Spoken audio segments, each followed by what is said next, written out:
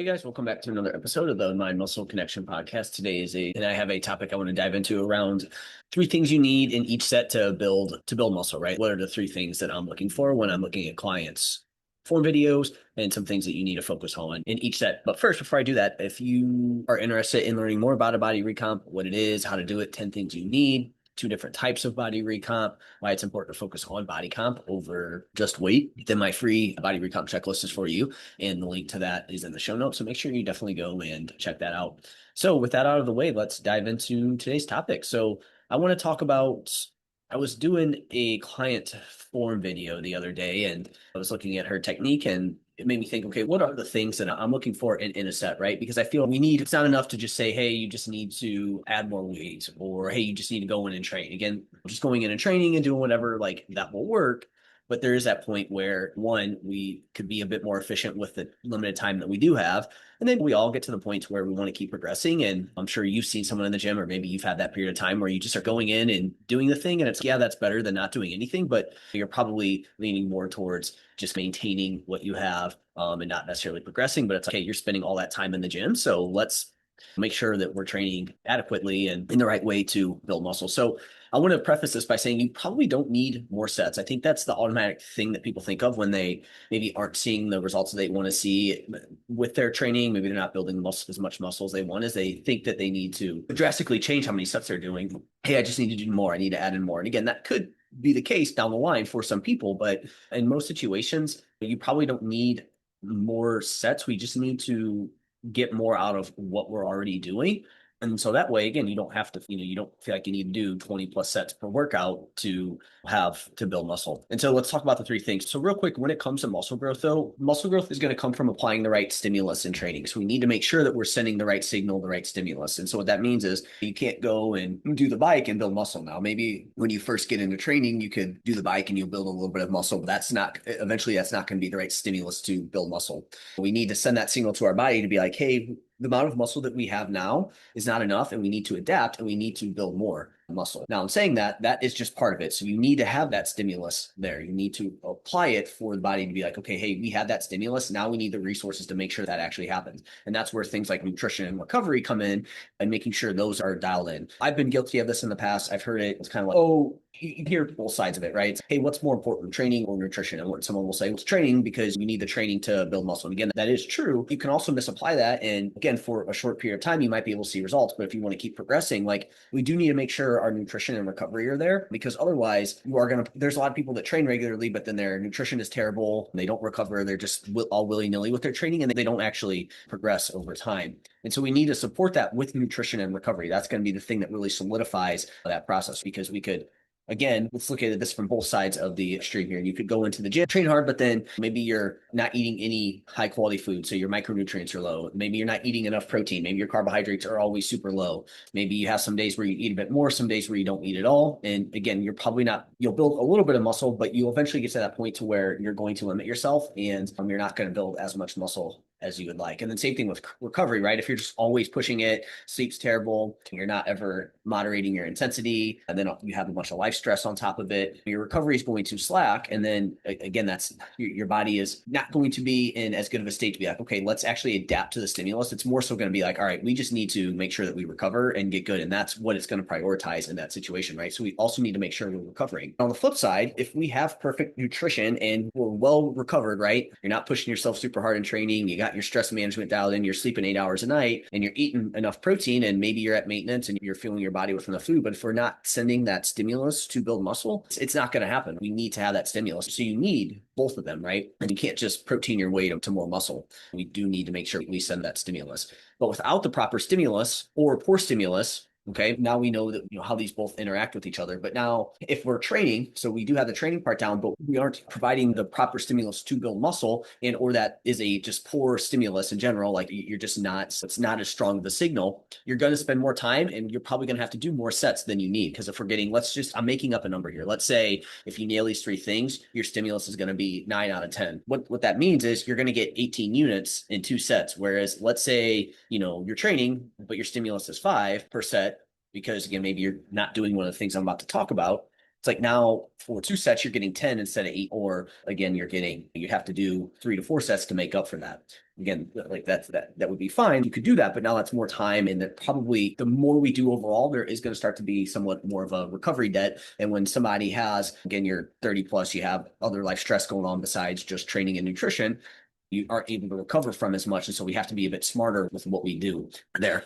This is a little off topic and I'm ranting now at this point, but I do find that for most people that are over 30, the real bottlenecks are essentially going to be stress. They have extra stress load on their body that they're not aware of, and extra stress on their body that they're not aware of. And again, lifestyle time in the recovery side of things ends up being the bottleneck for people there. And so we just have to be more just smarter with what we're doing from day to day in terms of programming. And we also need to make sure that we're really dialed in on nutrition as well too, right? We just need to be more intentional with basically everything that we're doing, right? You can't just willy-nilly go about training and nutrition anymore. Like you have to be smarter. When you're 25 or 20, you're just in college and you're 20 years old. So your body is very resilient. Then it's like, you could really do whatever you wanted. And it didn't like training and nutrition and your recovery. You could just probably go in and push it all the time and you were good to go. I just remember when I was back in college, like I would be hungover, take 2 scoops of pre-workout and boom. Wasn't the greatest workout? No, but I was able to go and get it done and still had a decent workout, right? I could not do that now at this point. Again, maybe I could, and maybe I would feel the same now as I did then, but it's just like back then, I'm like, oh, this doesn't matter. But I do feel like you're able to bounce back a little bit more. But when we get in our 30s or plus, we do have to bounce back. Like we have to be more intentional. I'm bringing this up because I had a conversation yesterday with a potential client where she was talking about she wants to run a marathon for kind of some personal reasons, but she also wants to build muscle. Now, is that the most conducive thing? No. On the call, I made her realize, okay, what is the most important thing for you in terms of with your race? Do you want to finish? Do you want to do really well in it, or you just want to finish it? Is it just for fun? And we came to the conclusion that she just wants to do it for fun. And so it's okay. That gives you some more flexibility here with building muscle. Now, I'm saying this because you're a mom over 40, you also run your own training business. Like you have to be very intentional with what you do from a nutrition and recovery standpoint to be able to build some muscle.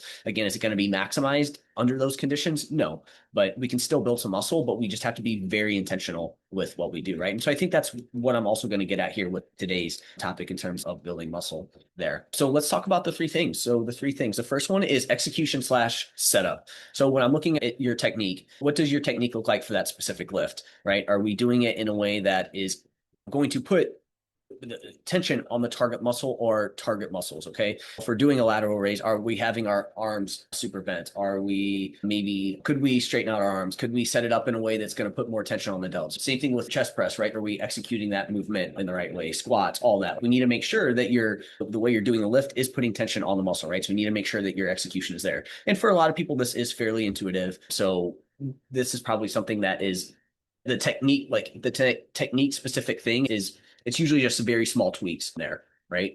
And honestly, with that, it's more so where you need to look at technique is mostly going to be when you start getting closer to fatigue, getting closer to failure. That's where you need to watch technique because that's where it tends to break down. So again, there's other parts of the execution as well too, though. Are you skipping out on a specific part of the range of motion because it's toughest there? So let's take a couple examples here. Let's take the lateral raise because I was going to try and hit on this, but I wanted to hit on this point separately. With the lateral raise, again, there's some small maybe tweaks that we can make from like an arm placement that maybe can help you put more tension on your delt versus your trap. But then from there, what does your range of motion look like? Because let's say we take a dumbbell lateral raise, it's going to be hardest at the top. Okay. It's going to be a bit easier at the bottom. So if you're just doing a lift and you're just trying to lift as much weight as possible and you're not focused on that, you may find that you're stopping a little bit short from coming up to where you're at the top, where your muscle is going to be fully shortened. And that's where it's going to be toughest at. And so you're still going to get something out of it. Now we're missing out on the toughest part of that movement.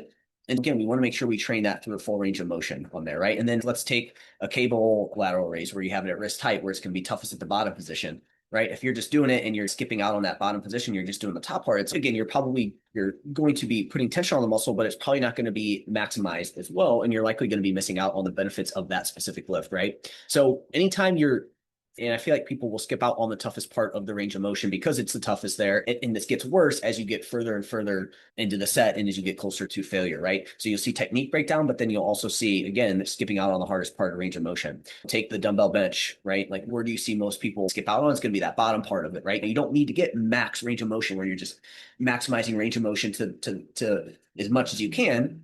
but you also don't want to skip that bottom portion, right? You don't want to do half reps. Again, there may be a time and place for half reps. It depends on what we're doing, but you probably don't want to miss out on that bottom portion just to be able to lift more weight, right? So you would be better off decreasing weight by say 10 to 15 pounds and getting that full range of motion there versus stopping short just to get more weight. And again, that's what I see happen is when people focus on progressive overload and they try to add more weight is eventually they get to the point where they're missing out on the toughest portion of the range of motion. And again, this could be something where maybe the first couple reps you're doing that, and then towards the end, you're not. You'd be better off if you're going to do partials for a dumbbell chest press, you'd be better doing partials at the bottom. Same thing with like lateral raise with the dumbbells. You'd probably be better doing them at the top. Now, I guess not necessarily for that, right? Again, there's a time and place. Like you still would probably want to do a full range of motion, but you want to make sure you're not skipping out on that top part there, right? And then same thing with a back squat too, or like a hack squat or whatever. It's typically going to be toughest in that bottom position. And again, you don't necessarily need to max out your range of motion where you're going like ass to grass, but we don't want to miss out on that and just do, say, the top part of it there. So again, we need to make sure we're not skipping out on that specific part of the range of motion that we are trying to get out of it. And again, it's usually going to be the part where it's the toughest. And then are we setting up the equipment and exercise correctly? So making sure that we have the setup down is going to be super important because when you get the setup good, then you can go in and really crush that exercise, right? Whereas if we're not setting up in the right way, we could be hurting ourselves in that lift. So again, take like something like the cable lateral raise. If you have it, say, lower than wrist height, now you may not be getting it. You may not load it in that lengthened position as well. And so it's like, it's not necessarily a good or a bad thing, but we need to make sure that we understand that at that point, like we'd want to set it up in a way that if that's the goal, to hit it more in the lengthened position there. So setting up super important. And then again, are you working through a specific range of motion? Are we trying to bias a little bit more of the length and are we trying to bias a little bit more of the shortened position there? But even with range of motion, we want to make sure that we have the correct range of motion for that lift that we're going for. And as I said, this isn't necessarily, hey, we need to do max range of motion. That's one thing that I've changed my mind on is you don't need to get max stretch on everything. I think there's a time and place to maybe do that for certain lifts, but it's also okay if we have any sort of limitations. But then also I think sometimes focusing on max range of motion, which I've been guilty of, can put your joint in a maybe suboptimal position and it may take the tension off of the target muscle like we want. So we have to look at that as well too. So we want to look at execution and setup. Like I'm looking at that from a client perspective. These are all things I'm taking into consideration.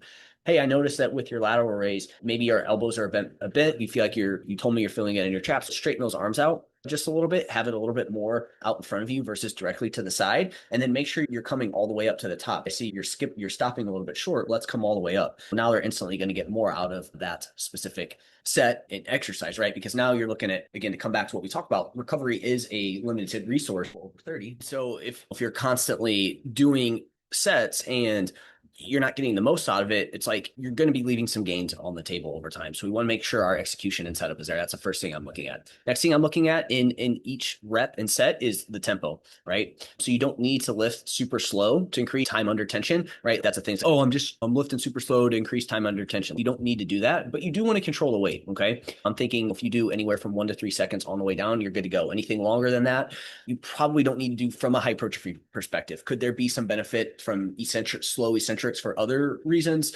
Tendon health, again, eccentric strength. Yes, 100%. But when we talk hypertrophy, I don't think there's a need, there's some magic to doing that.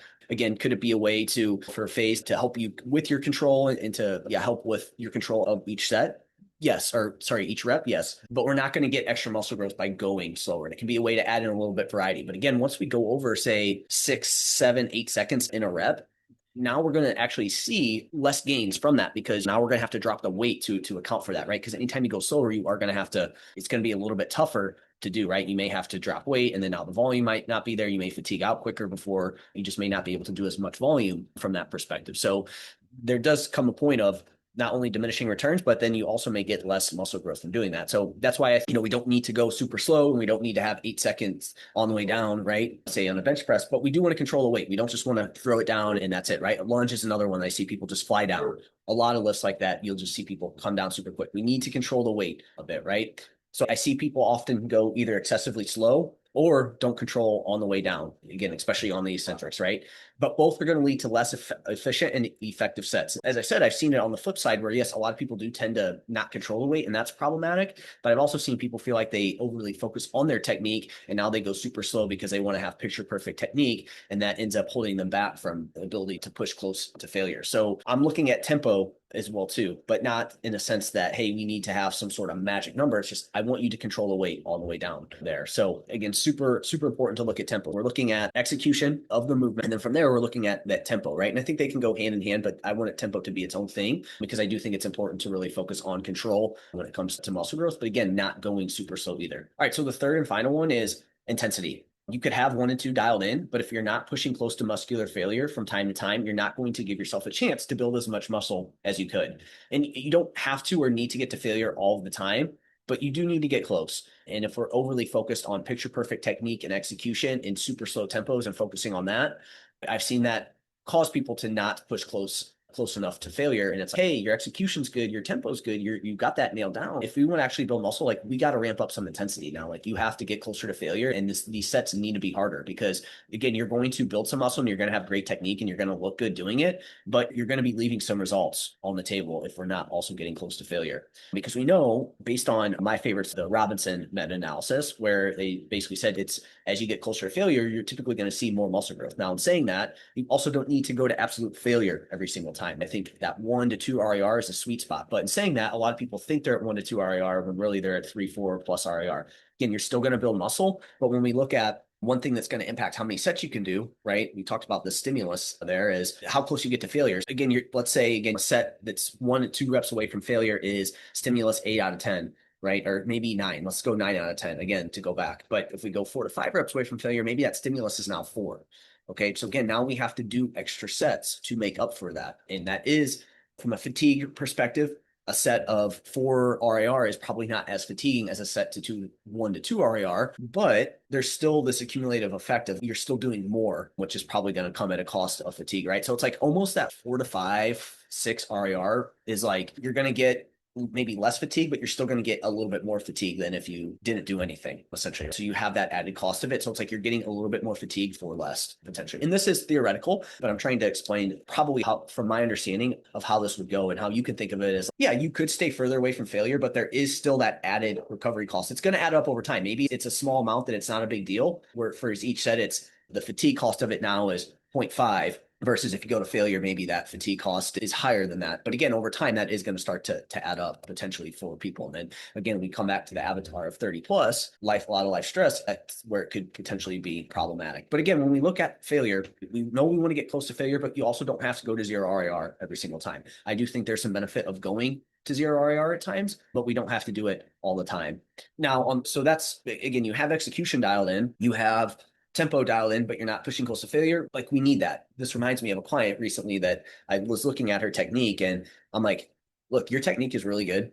Your tempo is really good and you're controlling it, but you're too far away from failure. If we want to see muscle growth because again, muscle growth is a super slow process. If we want to see that slow process speed up, we need to get closer to failure. You need to push harder. Now, again, and this is going to be on the flip side here is for a lot of people, as they get closer to failure, that's where execution, technique, and tempo can start to break down a bit. So like this could also be something where this is a sliding scale. Like as you get closer to failure, that those things do start to break down. And I do think that's a little bit of a skill that you do need to build up. So that's why I'm saying I think for most people, 1 to 2 RER is a good safe spot because it's hard enough, but it's also not to the point to where like your technique shouldn't really break down as much, but it still could. And you do have to sit with that uncomfortableness, right? And that's where the mental resiliency comes in from a hypertrophy perspective of, I always say that's the hardest part of muscle growth is I think people can push themselves to failure, at least for one set every once in a while, but it's also having good technique and pushing through that discomfort that is where most people struggle there.